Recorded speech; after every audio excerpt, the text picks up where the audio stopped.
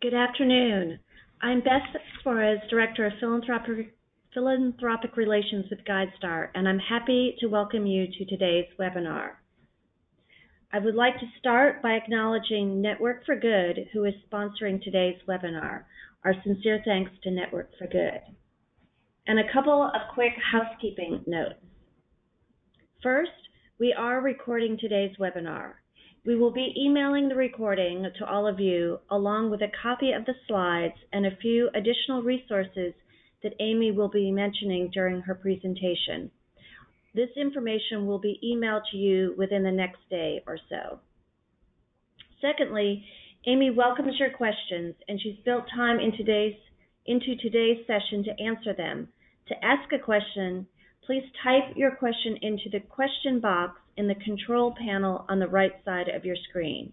We will be capturing the questions and sharing them with Amy. Okay, so enough of the housekeeping. I am pleased to introduce today's presenter, Amy Eisenstein. Amy is an author, speaker, trainer, and the creator of Mastering Major Gifts, a 7-week online course. She has been a development professional and fundraising consultant for more than 20 years, during which time she has helped small and large nonprofits raise millions of dollars through major gifts and capital campaigns, as well as through board development, annual fund campaigns, direct mail, and planned gifts. Amy became a certified fundraising executive in 2004 and received her advanced certificate in 2013. In between, she became an AFP certified master trainer. Amy received her master's degree in public administration and nonprofit management from the Wagner Graduate School at NYU and her bachelor's from Douglas College at Rutgers. Amy's primary mission is to help nonprofits make development simple. She enjoys helping her clients clear away the complexity and raise funds much more effectively. Needless to say, we are in for a great presentation today. Amy, thanks so much, and take it away. Thanks. I'm happy to be here. Welcome. Let me just make sure that I can get control of these slides here. Okay. There we go. All right, we're going to talk today about 3 secrets. Oh, okay, I jumped the gun. Sorry. I'm getting used to how fast these slides flip. So 1 second. Sorry. Okay, so we're going to talk about 3 secrets to raising major gifts. And we are going to talk about secret number 1. You can raise money, major gifts, without any new donors. That's secret number 1. You can raise major gifts without any new donors. Secret number 2, if you get a meeting, you will get a gift. And secret number 3 is metrics matter. Raise more money by using the right metrics. So let's go ahead and dive right in. So of course, we're going to start with secret number 1. So secret number 1, as I mentioned, is you can raise major gifts without any new donors. So let's talk about how we're going to do that.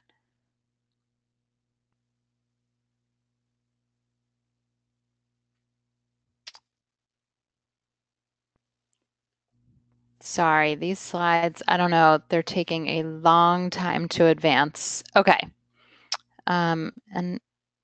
Okay. So,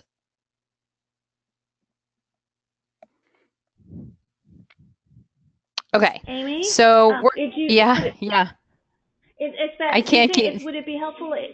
Would it be helpful if we kind of did your slides? Do you think? I may need you to, because a minute ago it was working fine when we tested it, and now I can't seem to change them. It's taking an extraordinarily long time on my end. Not a problem. We'll go ahead and do that for you. Just let me know where to start. So go back a slide if you can, which I can't seem to do.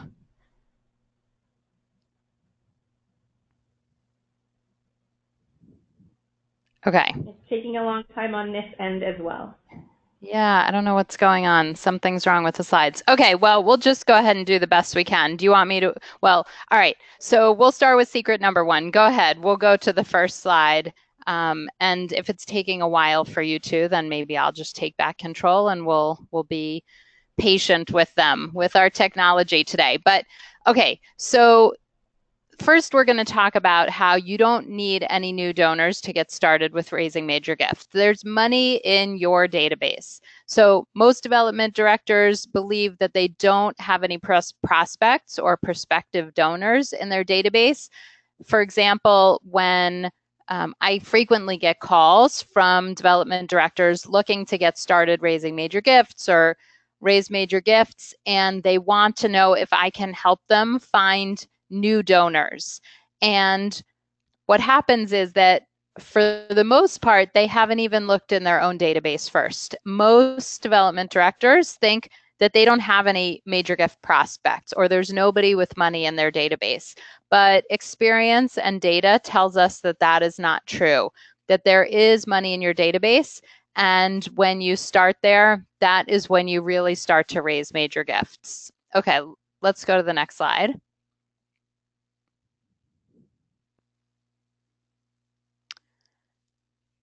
So what we've found is that many donors have the capacity to make gifts that are 10 times more than they're making currently, that they're making through the mail or online or coming to your events. And what that means is that your $100 donors may be able to give $1,000 and your $1,000 donors may be able to give $10,000 or more. And let me just tell you, use myself as an example. And so as you can imagine, doing what I do, I get solicitations from a lot of organizations.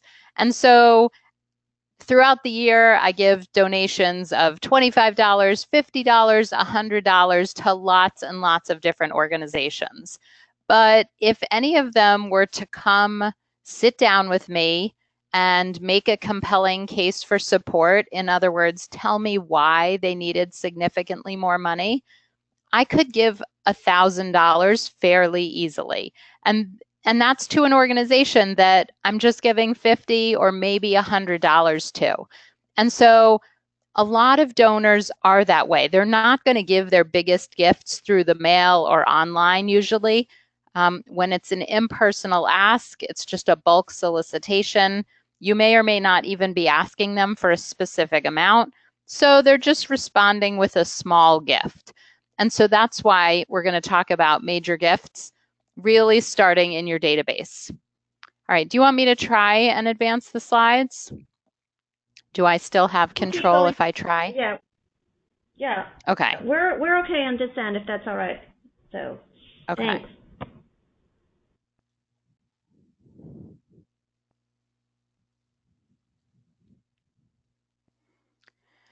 Oop. Okay, so now I just jumped one ahead. All right, we'll do the slide first. I'll go back and then Okay, so I need to go back to. All right, I'm gonna let you guys do them.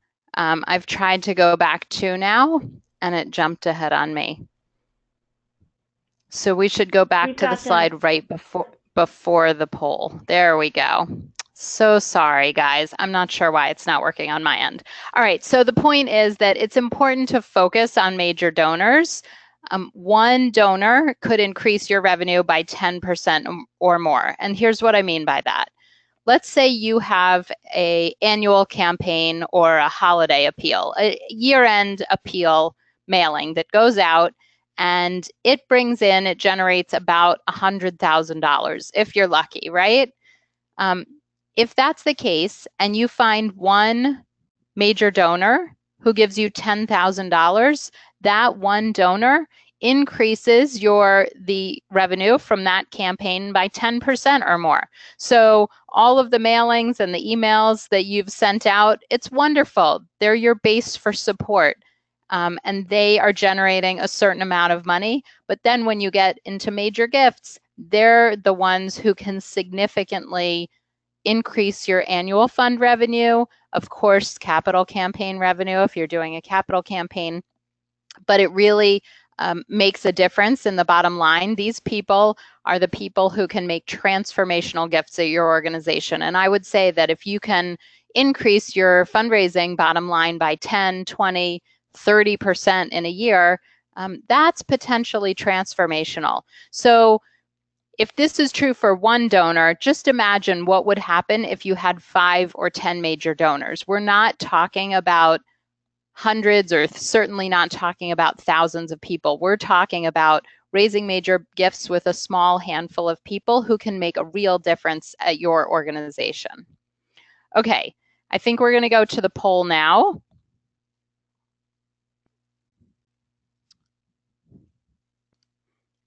And we want to know how much a major gift is at your organization.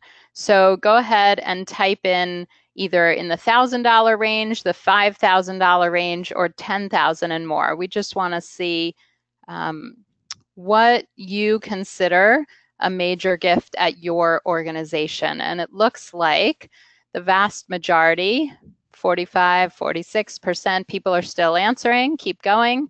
But 40 to 50% are in the $1,000 range.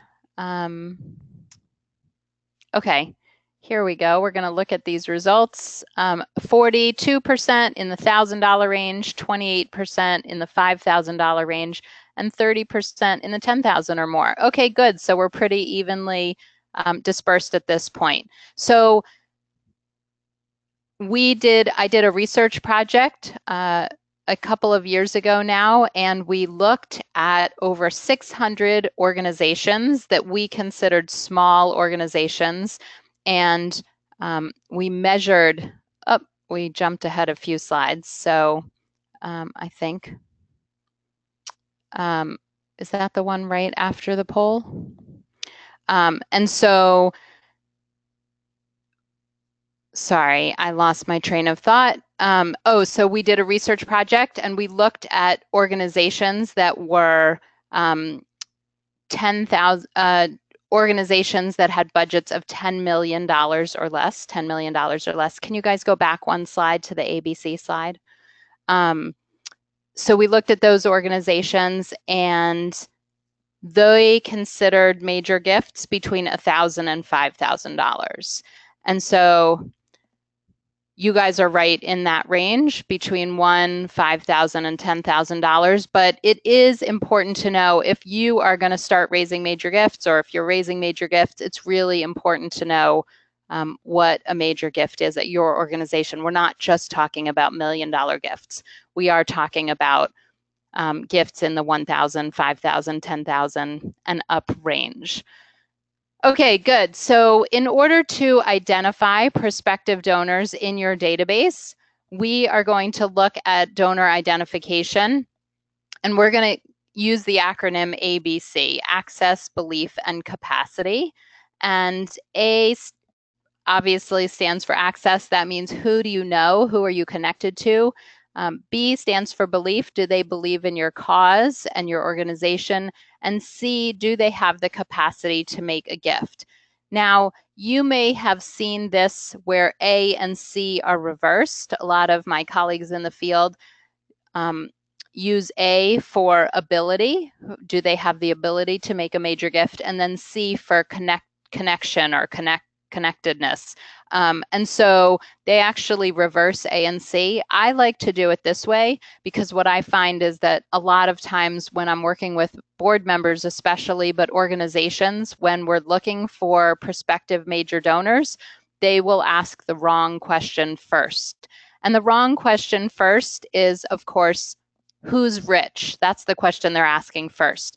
And so when you ask who's rich first, you get names like Bill Gates and Oprah Winfrey, but we don't have access to them and they don't believe in our cause, maybe just because they've never heard of our organization, but we don't have access to them.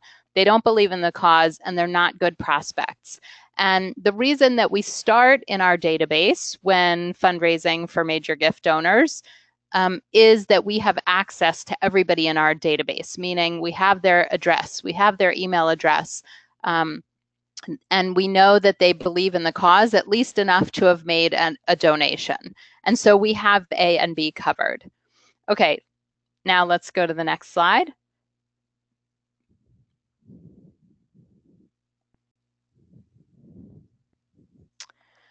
Okay, so what I would like you to do is, in order to narrow down and figure out who you are going to be raising money from your database, if you're developing a prospect list, either for the first time or if you are updating your prospect list, I want you to run a couple of lists from your database. That would be your largest donors and your most loyal donors. Now, your most loyal donors are really, really important. And the difference is that I don't care how much they've given. So loyalty and frequency you're going to look at. So these could be donors who are only making gifts of $10 a year, but they've given for 5 or 6 or 10 years in a row. And so those are people that may have been under the radar, but we want to look at loyalty. We want to look at frequency of donation. We want to look at donors who have increased their giving over the years. So maybe they started as a $10 donor, but now they're at $50 or $100 a year. And of course, we want to look at our largest donors. So once you've run a couple of reports from your database, I want you to give them 2 scores. And we're going to give them 2 scores based on the ABC acronym I just shared. So first, we're going to look at access and belief. That's the A and the B from our acronym. And we're going to give them an affinity score on a scale of 1 to 5. So anybody who's coming out of your donor database is probably in the first 2 circles or so. We're going to give them mostly 4s and 5s, maybe some 3s, but they're not going to get 1s and 2s. If these are people who have donated before and who are regular donors and large donors, they're not going to get 1s or 2s on this affinity score because we have access to them. They've probably given multiple times and they believe in our cause.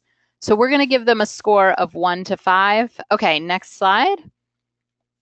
And then we are actually going to do a second set of 1 to 5 scoring, and that is for the capacity score. So C is for that third piece of our ABC acronym.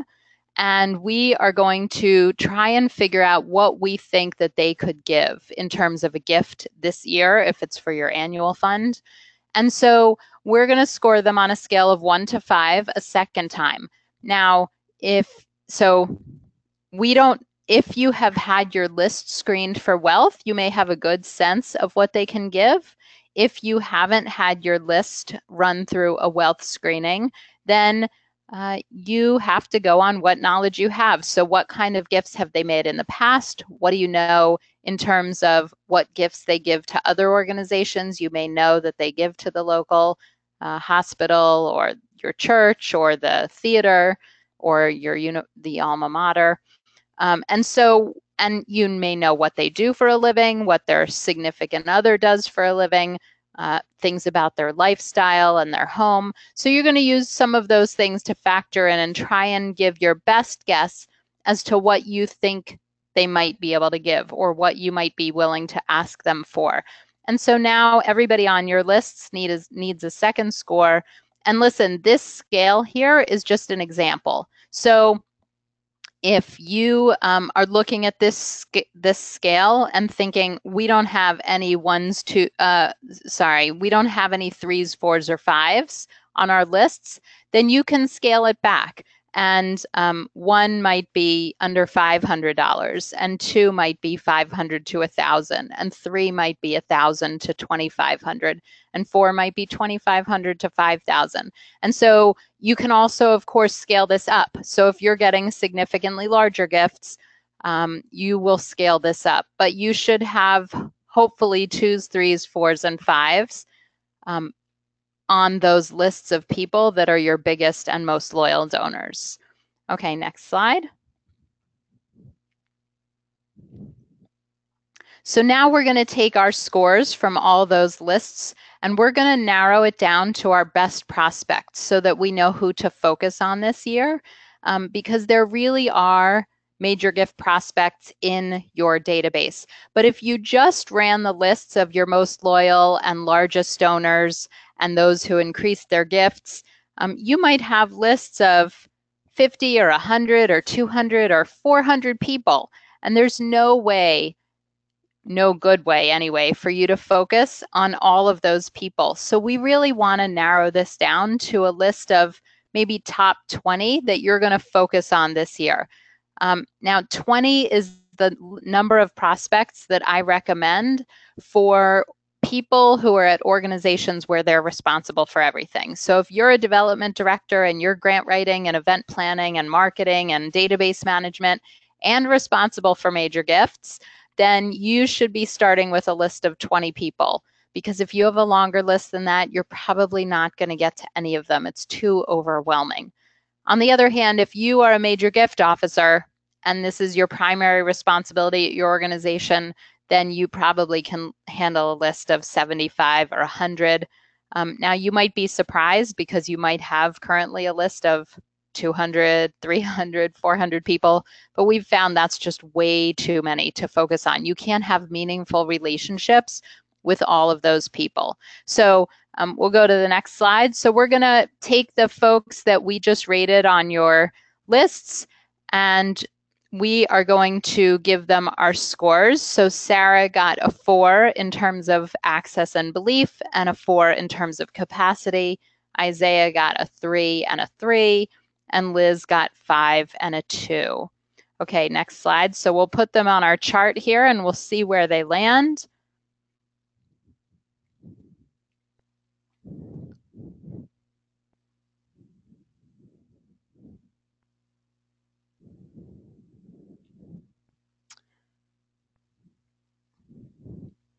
Okay, so click again 3 more times because it'll take a second for them to come up.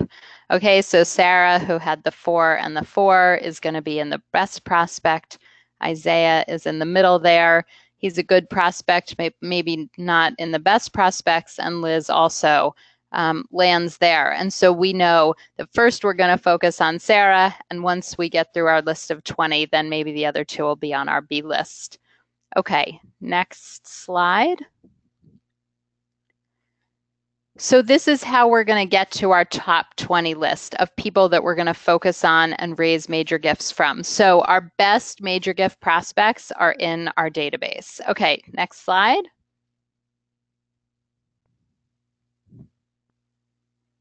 Okay, you may have heard of the Pareto principle. It's better known as the 80-20 rule. And it says that 80% of your donors are going to give 20% of your dollars, and only 20% of your donors are going to give 80% of your dollars. And that actually applies to lots of things in life, including people who complain about stores. 20% of the people do 80% of the complaining, and vice versa. But what we've found in fundraising is that it's actually closer to 90-10. We should be calling it the 90-10 rule. And as you get higher up in major gifts, it's even more extreme. So you really only need a handful of qualified donors who can really make a difference. Major gift fundraising isn't about the masses. It really is about a select group of individuals who can make serious and significant change at your organization with their resources. And the reason that this is important is because sometimes people get overwhelmed when thinking about raising major gifts and thinking that, like with annual fund, it's about hundreds or thousands of donors, but that's not what it's about. It's about starting to focus on your best prospective donors. Next slide.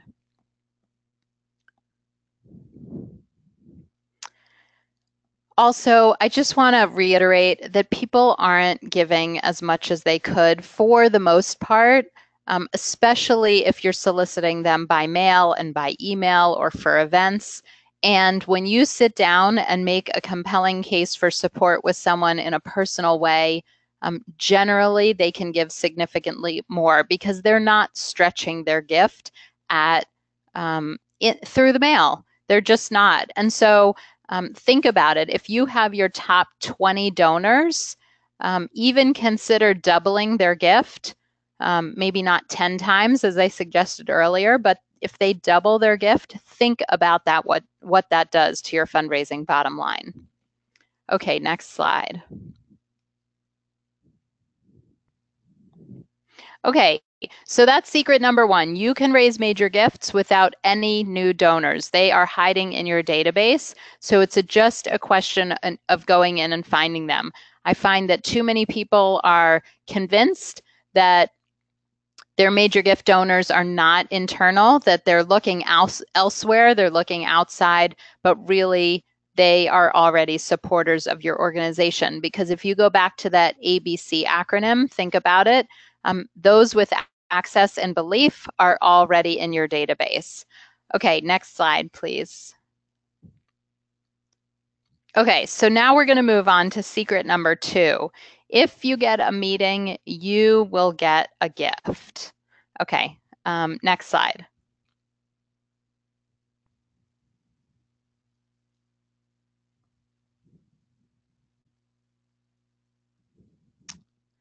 So if you get a meeting, you will get a gift. So this is about being chained at your desk. I think, when I started fundraising back in the 90s, we really could sit at our desks and the phone would ring and donations just flooded in. But that hasn't been true in a long time.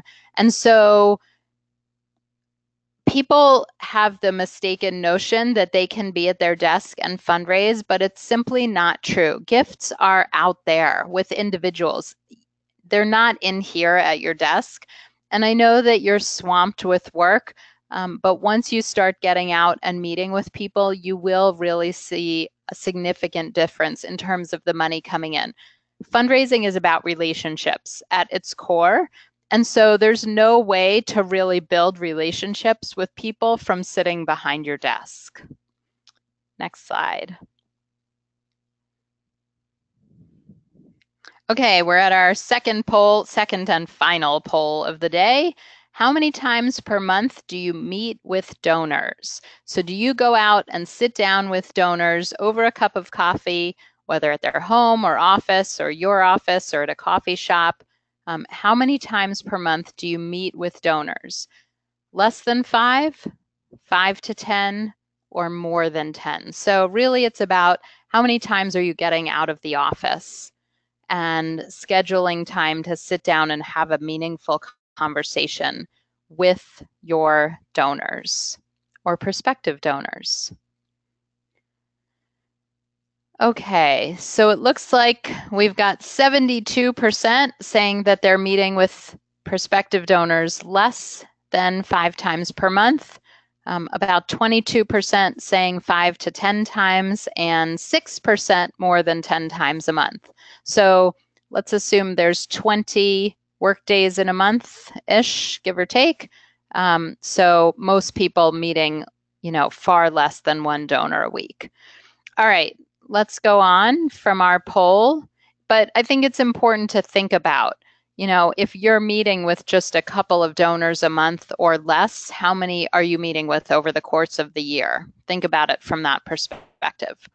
So meetings are powerful. They really are powerful. People don't want to waste time. So if they're not interested in doing anything, they are not even going to meet with you. We like to say that if you get a meeting with a prospective donor, you're probably 80% of your way towards a gift. So if they're willing to sit down and have a conversation with you, they care enough about the organization to have a conversation, they want to do something. You don't know what yet. They may not make a major gift. They may not do exactly what you ask, but if they care enough to meet, they will do something. Next slide.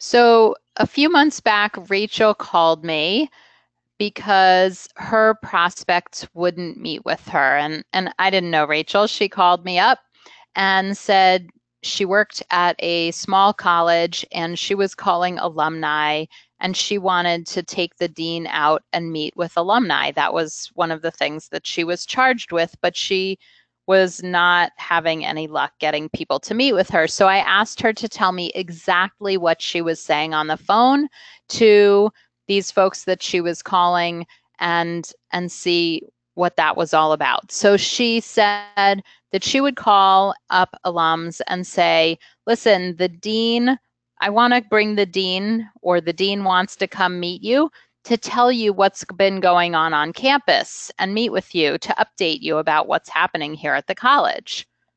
Well, I knew immediately why she wasn't having any luck getting meetings. So let me ask you a question, and I wish I could hear the answer, but what's the number one thing that people like to talk about? If you said themselves, you're absolutely right. The number one thing that people like to talk about is themselves. So, in the chat box, let me know if you got it, or if you're right, give me a thumbs up or something. So that's the number one thing that people like to talk about. And so when Rachel was calling alumni to say the dean wants to come tell you about campus or what's going on at the college, that's super boring. That's not about themselves at all. They can read about that on the website or in the newsletter, and they don't need the dean to come do that. So what I had Rachel do was turn her request around just the slightest bit and let people know on future calls that the dean wanted to come meet them so that the dean could hear about the alumni's experience on campus as a student and their experience as an alumni. So basically the dean, now she was calling to say the dean wants to come meet with you to hear what it was like for you to be a student here.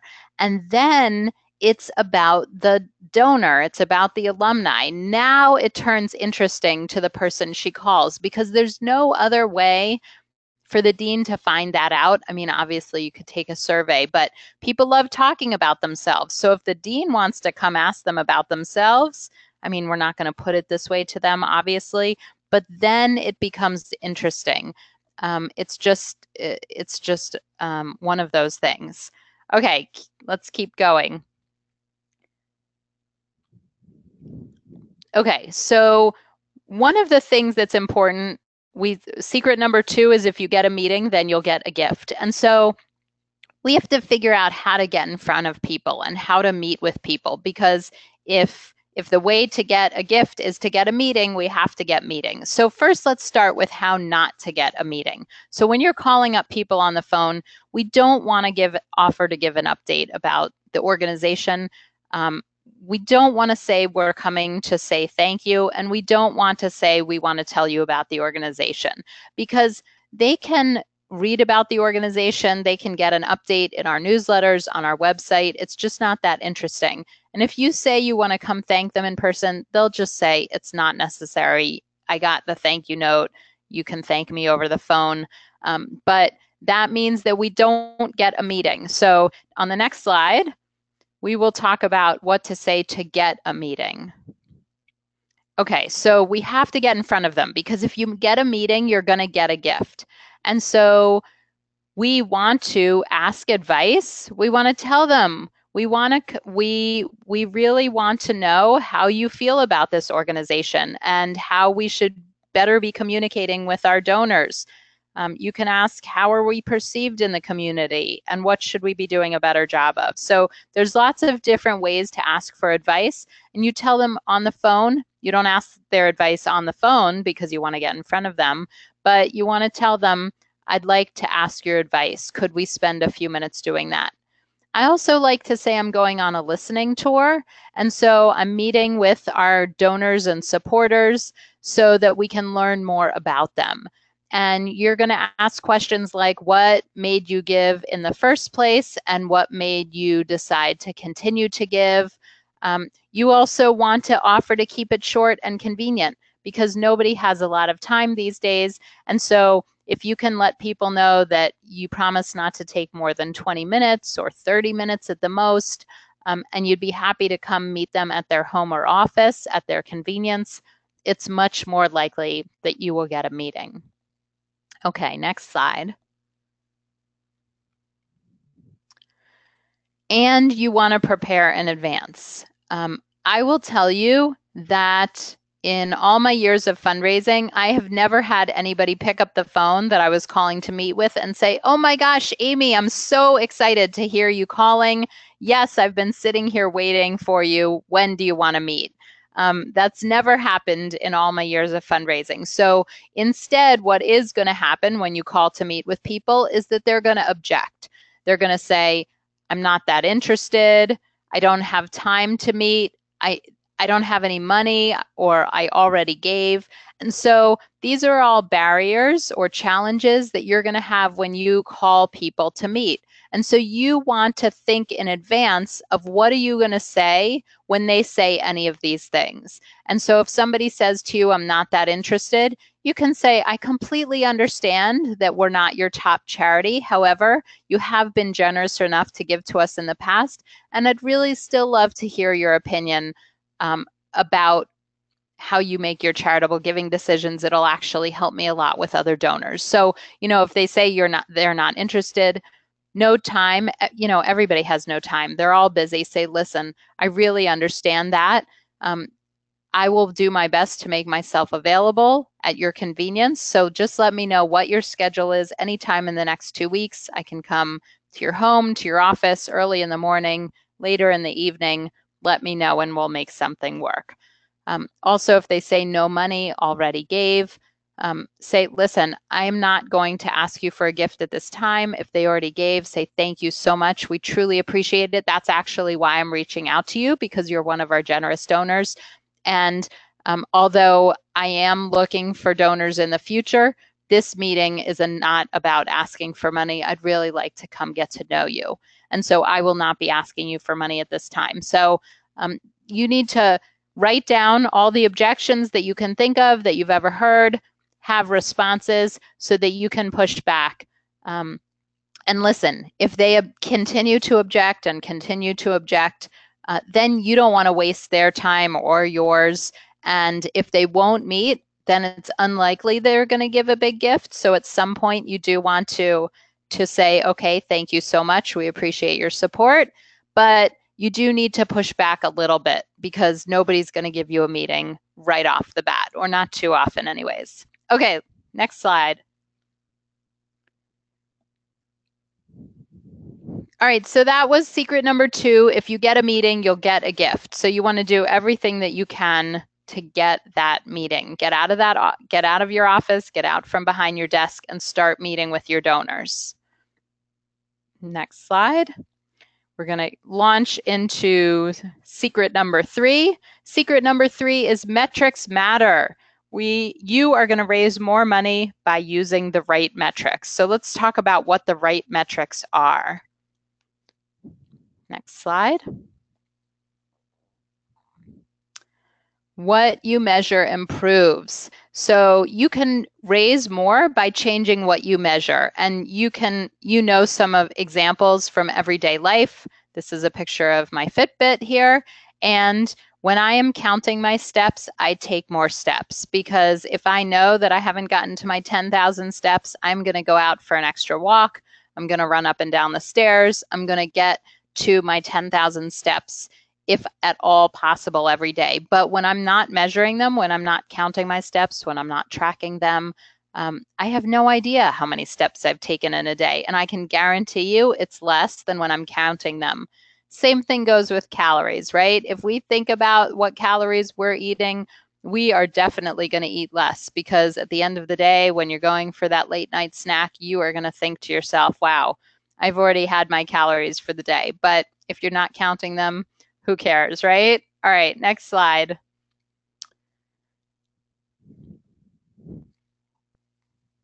So we have found that the number 1 metric that people look at when raising money, no surprise, is dollars raised. And obviously, we are going to continue to look at dollars raised.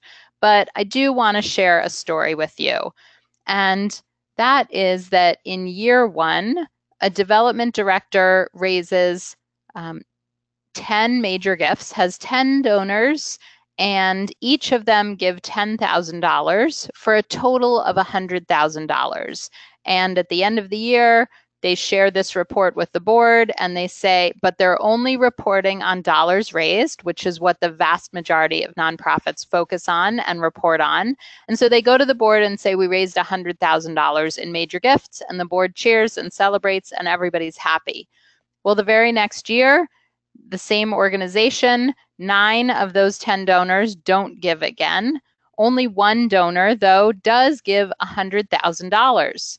So the development director marches back into that boardroom at the end of the year and announces they've raised one more time $100,000 in major gifts. Now, because they're not paying attention to other metrics besides dollars raised, nobody knows that their major gift program is actually going down the toilet because 9 of their 10 donors didn't give again. And so it's not just about dollars raised. Next slide.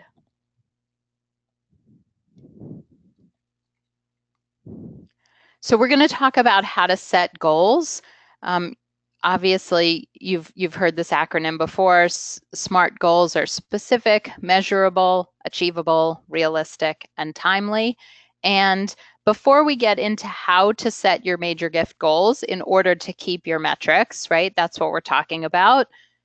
I'm going to give you the 2 most common ways that organizations currently set their fundraising goal, but they're actually not good ways to set your fundraising goal. So let's look at the first one on the next slide. And that is that many organizations set their fundraising goal by saying that they're going to do a percentage more than they raised last year. So last year we raised $100,000, and this year we're going to raise 5% more for $105,000. Now, if that's not based on any data or any numbers other than that's what you raised last year, and we're just going to assume we can raise more, that's not a good way to set a fundraising goal, because I don't have any way of knowing why you would be able to raise more. Have you increased staff? Have you added a program? Are you trying something new? Did a donor indicate that they were going to give you more money? What if you got money last year from in memory of or honor of gifts or a special bequest that is not going to come in this year? So maybe your goals should be less than what you raised last year. But just assigning a sort of an arbitrary 5 or 10% more than you raised last year is not an acceptable way to set your fundraising goal. Next slide. Also, another example of a way that lots of organizations set their fundraising goal is a hole in their budget. And so if you have expected revenue of $100,000 and you have expected expenses of $150,000, then organizations set their fundraising goal in the difference at $50,000. And that really has nothing to do with what you're able to raise. And so if your fundraising goal is being given to you by the finance department, which is based on the hole in your budget, it's time for that to stop, because maybe you can raise a ton more than that. Maybe you can raise way less. You haven't looked at all at what you can raise. So on the next slide, we are going to show you the way to set your fundraising goal. And this is a sample gift table. I assume you've seen one before. And we show here a goal of $1 million. And in order to get to $1 million, we are going to assign specific names to specific gift levels. So next slide, we're going to look at the top row, and we are going to look at the number of gifts that we need. If you want to go ahead and advance one slide, the top row shows that you need 1 gift at $200,000 with 4 prospects. Can you guys advance one slide? Or is it not working? Thank you. That's fine. We'll stop there. That's all right. So, okay, perfect. So we're at the top row with 1 gift with 4 potential donors who we need 1 gift at the $200,000 amount. So in that second column, we need 4 names of people who can and might give $200,000 to our organization. And what I mean by that is that we need 4 names of people that we know, that we have access to, who have given to us before, and we have good reason to believe that they are able to make a gift in the $200,000 range. If we have 4 names, 3 or 4 names in that column, then we can say with confidence that we'll be able to raise a $200,000 gift. And this is the way we want to set our fundraising goal, based on actual prospects from our database. And those 3 people that don't give that $200,000 gift, they don't disappear. They actually drop down into the next row for that $100,000 gift level. Okay, we can go to the next slide where the arrow jumps to the 70% mark. And so if you see, we're 4 rows down, and with the first 6 gifts, 9 gifts, 11, 12 gifts, the first 12 gifts, we're at 70% of the way to our $1 million goal. So major gift fundraising isn't about the masses, it's about a select few who can make a real difference at your organization. Okay, next slide. Oh, so we're going to go through now some important metrics that I'd like you to measure. If you want to see a copy of my fundraising metrics worksheet, you can go to masteringmajorgifts.com/metrics, and you can get my metrics worksheet or dashboard for free, masteringmajorgifts.com/metrics. Okay, next slide. So here are some of the things on my metrics worksheet. We're going to look at dollars solicited and dollars raised. So in the first left-hand column, we've got $1 million. If you ask for $1 million, which is actually, so dollars solicited is not something that lots of organizations track. We usually just track dollars raised, so how much comes in. But I'm actually also interested in how much we ask for in total. So in a major gift situation, you know how much you're asking for. So if we asked for $1 million and you drop down, still in the left column, and you actually only raise $100,000. So you ask people for a total of $1 million, and I don't care whether this is 5 people, 10 people, 15 people, or exactly what size gifts, but you're asking for a total of $1 million, and you only get 100,000. That means you're being way too aggressive. You're asking before your donors are ready. You're really overshooting on the amounts. You're not preparing. You're not doing your research. On the other side, on the right-hand column, you solicit $1 million, you raise $1 million, then I would say you're being too conservative. You're not being aggressive enough. You're not asking for enough gifts, and you're not asking for high enough amounts, because you're waiting until you're so confident that people will give it to you before asking. If the case is that you get every single gift at the amount that you're asking for. And so I wouldn't know if you're being too aggressive or too conservative in your asking if we're only looking at dollars raised. So one of the metrics we're going to look at is dollars solicited. Next slide. Now we're going to talk not just about the dollars solicited, but the number of gifts solicited and the number of gifts raised. And this actually tells us something similar to the last metric, but not the same. So if we ask for 100 gifts and we raise only 10 gifts, then we're being too aggressive. And same thing, ask for 100 gifts, solicit 100 gifts, then we raise 100 gifts, the number of gifts, then we're being too conservative. And there's a few things that these numbers tell us that the other numbers didn't. One is, we do want to know how many gifts we're asking for a year.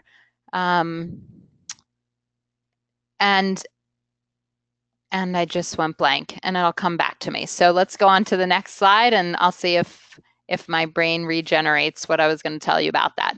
So other meaningful metrics we want to look at are retention and acquisition. How many of our major gift donors are we retaining from year to year, are coming back? How many new major donors are we acquiring? Meaningful visits. Meaningful visits is when we have those one-on-one coffee visits with people, not when we bump into them at our gala, not at group events. A group event is not a meaningful visit. And so we need to track that. and stewardship, how we're thanking our donors, how we're following up with them, because that is a strong indicator of future gifts. So if we get a major gift and we don't thank them, we don't let them know how their gift was used, it's a strong indicator that they probably will not give again. So we need to keep those metrics too. Next slide.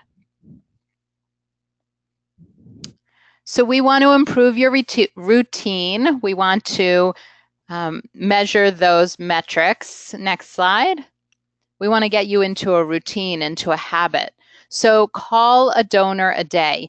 One call to a donor a day, even if you leave a message, that's fine, is 225 calls a year. So I want you to think about how many calls, how many donor calls do you think you are currently making? So just one call per workday, and this is just a rough estimate, is about 225 calls a year. So it really makes a difference. So it may not seem like much to call one donor a day, but I'm guessing that you may not be doing that. Next slide. Same thing, small amounts of time add up. One phone call per workday is 225 calls per year. I just said that. 2 meetings a month is 24 donor meetings per year. Now, the vast majority of you said you're meeting with less than 5 donors a month. So I really want you to think about how many donor visits, meaningful donor visits you're having per year. If you want to raise 10 major gifts, you should be having at least 20 donor meetings a year with those donors, probably 2 per person. And so if you're meeting with less than 5 donors a month, having less than 5 donor meetings a month, think about how that impacts your major gift fundraising. And only 3 hours a week totals 150 hours on major gifts a year. And I'm only counting 50 weeks. So you get 2 weeks vacation. But all joking aside, 3 hours per week raising major gifts or focused on raising major gifts totals up to a lot of time over the course of the year. Okay, next slide. Okay, so that was secret number 3, metrics matter. Raise more money by using the right metrics. Okay, next slide.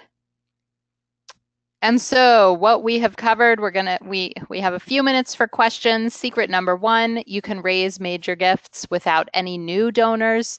Secret number 2, if you get a meeting, you'll get a gift. And secret number 3, metrics matter. So raise more money by using the right metrics. Okay, we'll move to the final slide and we're ready for questions. Great. Thank you so much, Amy. There's such rich information that you shared. There are a couple of questions here that kind of have a common theme, so we'll start with those. They have to do with either a staff person that lives overseas but works for a nonprofit in the U.S. or has a large presence internationally. How do you work in setting up meetings when, you know, it's kind of a geographic constraint in that regard?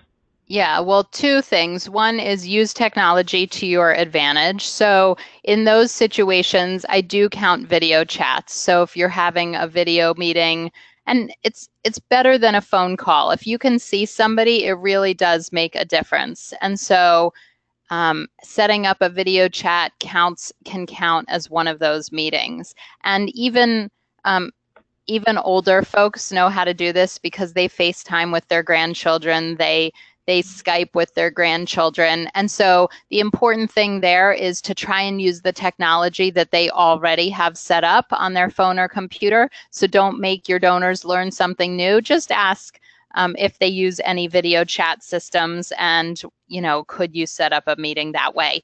The other thing that I would say is that if you're asking for a gift of more than $10,000, it's probably worth the plane ticket and hotel fare to go see them once a year.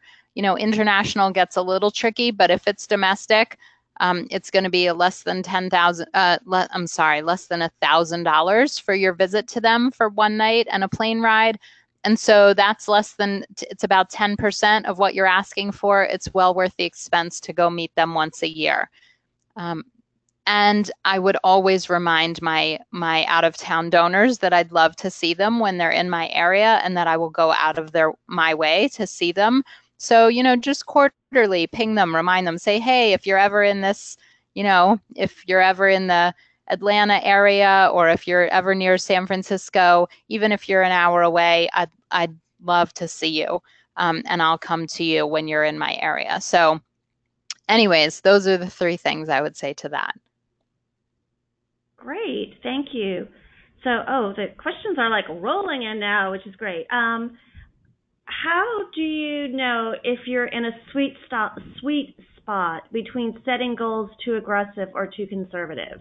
Or, yeah, so how do you find, what is that right percentage there when you're looking at kind of the metrics? Yeah, so in terms of asking, and so asks made versus gifts received, dollars raised, dollars asked for versus dollars raised, I would say that you're looking for somewhere between a 70 and 80% success rate. I mean, I don't want to get every single gift that I raise or that I ask for at the level that I ask for it at, because then I'm playing it too safe. And so I want to be a little aggressive. But on the other hand, if I'm down around the 50% rate, then I know I'm probably being overly aggressive. And so I would say that you're in the 70 to 80% range is probably the sweet spot. Okay, that sounds great. Several questions are coming through about, they love the idea of the listening tour, but you've done the first meeting. How do you go about kind of the second donor meeting, and what does that look like? And what is the cadence where you would then actually make an ask? Yeah. So, and can we go back to the last slide for a second? It only flashed for a second. I want people to be able to get in touch with me. If you want more information, I actually answer a lot of these questions in my blog posts. So if you sign up here, you'll get that stuff. And I'd love to hear from people. So second meeting. Listen, it depends on what you learned at your first meeting, right? Second meetings are for more specifics. So you feel like you're just getting to know the person. You're not quite ready to ask. So if you have a longtime donor, they've been a longtime volunteer, you already know them, then after a first meeting, that second meeting is probably when you're ready to ask for a gift. If this is somebody that you're meeting for the first time at the first meeting and they're not so active, then the second meeting really is for getting more specifics about the gift. Say, listen, as you know, we are interested in expanding our programs and services or strengthening our programs and services, and we're looking for people who are interested in support that in those areas. Can we get together so I can talk to you about more specifics? I'm still, I won't be asking you for a gift, but I do want to tell you some of the things that we're doing and find out your thoughts so that I might be able to prepare a proposal for you or come back to you and ask you for a gift in the future. Hopefully that answered the question. Yes, thank you. That's great. And I know we're really right at the top of the hour, and I want to be respectful of people's times. So I would say, and we've got up here on the slide how to contact Amy. And, as she mentioned, there's a lot of great insights, and I'm sure many of these questions are answered through her blog and her weekly fundraising tips. So I encourage everyone to go to masteringmajorgifts.com. And I want to thank Amy for her time and expertise, as well as Network for Good, who is sponsoring today's webinar. And a quick reminder that the slides and the recording, along with kind of a reminder of the access to Amy's resources, will be sent out to everyone in the next day or two. I thank everyone for joining us. Apologize for a little bit of our technical glitches. Thank you for hanging in there, and good luck with your major giving work. Thanks. Thank you.